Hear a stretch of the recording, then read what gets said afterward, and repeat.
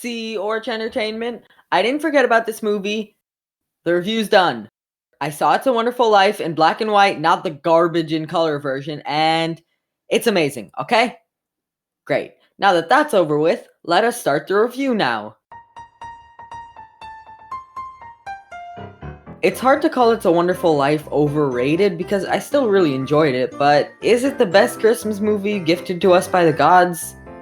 I mean, if Nothing to Hide gets a 3.1 on Letterboxd, this movie and all other movies for that matter deserve lower than that. But even without looking at its score, I still think that calling it the best Christmas movie ever is just a bit much. I still enjoyed the film, I would still recommend it, it's just not the best Christmas movie ever. Hell, I kept thinking that I had picked the wrong movie because nothing about this movie for the first hour has anything to do with Christmas at all. It's completely unrelated to the overall themes and scenes surrounding a man who's trapped in a corporate war. The first 10 minutes setting up everything was pretty good. It's not super compelling because it's rare you find a movie that captivates you in the first scene. George saving his brother and then helping his boss out with thoughts that poison his brain. Literally, and then Mary whispering to him that she loves him in the ear he can't hear in, it's all really enjoyable. I especially like how young they are, which makes their interactions more cutesy rather than real romance, and their relationship gets better and better as the movie progresses. I love watching them stroll down the sidewalk and have a nice leisurely conversation, because they have such fantastic chemistry, and that's not all due to the dialogue being good. Yes, that's a factor, but it's not the biggest one for why they're so likable in my opinion. A lot of people have pinned this on the fact that they get so much screen time so we grow to appreciate them, but I don't think it's that either. Plenty of people in movies have terrible relationships with no chemistry that get a ton of screen time, and we don't enjoy seeing them together. I think the biggest factor is one that I've noticed a lot more since seeing older movies, not just this one, and that's the actors being a product of their time. In black and white movies, what I've started to notice is that aside from a select few, a lot of them tend to have realistic performances rather than having cinematic performances meant to convey the pain and intensity humans feel. Not trying to say those performances are better, I definitely don't think that, I'm just saying that it's a different style of acting. So because performances today are more exaggerated, they can feel unrealistic.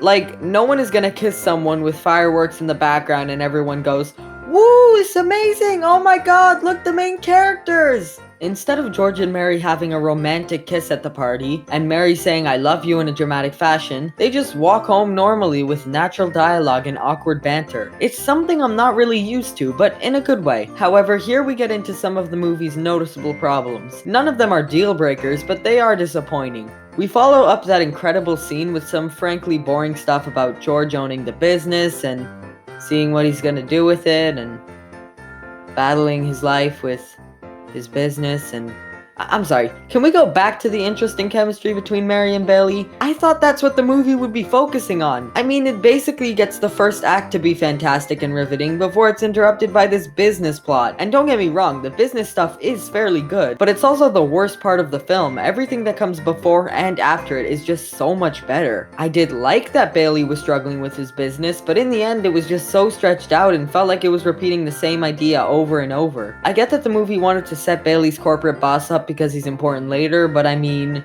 this character could have been at the party, could have been Bailey's cousin, he could have been Mary's ex-husband, he could have fought Bailey. What if in the It's a Wonderful Life sequel, Bailey and Mary's ex-husband enter a Japanese giant robot fight in order to take over the tri-state area? Someone write a script for that movie, please. My point is, why does this guy have so much screen time if they're just gonna use him for one payoff at the end? Oh yeah, and that's the other thing about this movie that upsets me.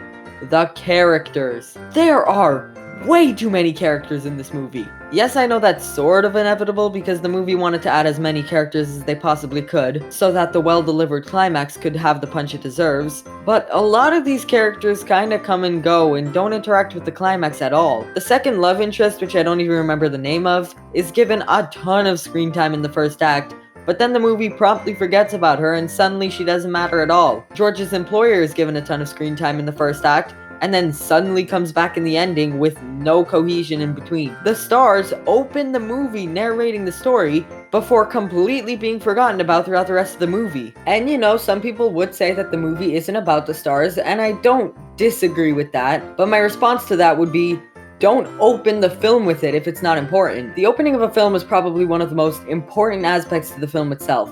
if not the most important, because it sets the feel and tone of the movie. It's also the first thing that the audience sees, so we're more likely to remember it at the end. If you want to have a consistent product, your opening should be a reflection of the film as a whole, not just the first chunk of the film. Just like flashbacks, it reveals bad writing. The other writing flaw that this movie has would be the last 50 or so minutes. You'll notice that this movie starts to develop an annoying pattern of letting its conflicts kind of fizzle out before making way for new ones. I don't mind that on paper, but once we get to the climax where we start entering an alternate world where everything is different, I don't know, there's just no transition. Essentially, It's a Wonderful Life gives off Return of the Jedi vibes. It splits its narrative into two great parts, but they feel pretty independent of each other. Though to be fair, Return of the Jedi did a better job of this than this movie did. I still love the ending, and it is definitely the best part of the movie. I just don't love the steps that the movie takes to get there. But once we're there, don't worry. Of course I love the weird camera work and the way George is horrified by what his absence has done. Of course I love that the writing sets up these ideas earlier in the film. Of course I love that he's dealing with depression. Of course I love the heartwarming ending when Bailey realizes the true meaning of Christmas. Which, by the way, I can excuse the cheesiness because this is a black and white movie, and also because the execution is good. That probably matters. But aside from these moments, this really isn't an exceptional Christmas movie. Like I said in the beginning, I wasn't sure if I was even watching a Christmas movie until a couple hours in, where the plot finally becomes Christmas focused. So this isn't really going to be a yearly Christmas watch. I'm happy to watch it any time of the year, but I'm not going to go out of my way to watch it during Christmas like I might for A Christmas Story or The Grinch. In those movies, almost all of their scenes were related to Christmas, be it through the visuals or through the dialogue or through the insane scenarios that are joys to watch. This is still a great movie. I still very much enjoyed myself. It isn't a missed opportunity or anything, it's just something that could use a bit of restructuring in order to be near perfect. Maybe if the Christmas mood could have been all throughout the movie and there were less characters so the pacing could pick up a bit, this would have been my favorite Christmas movie, but as it is, it's still well worth your time to check out. Movie score of 8 on 10 and Christmas score of 5 on 10. Next week, the completion of this quadrilogy.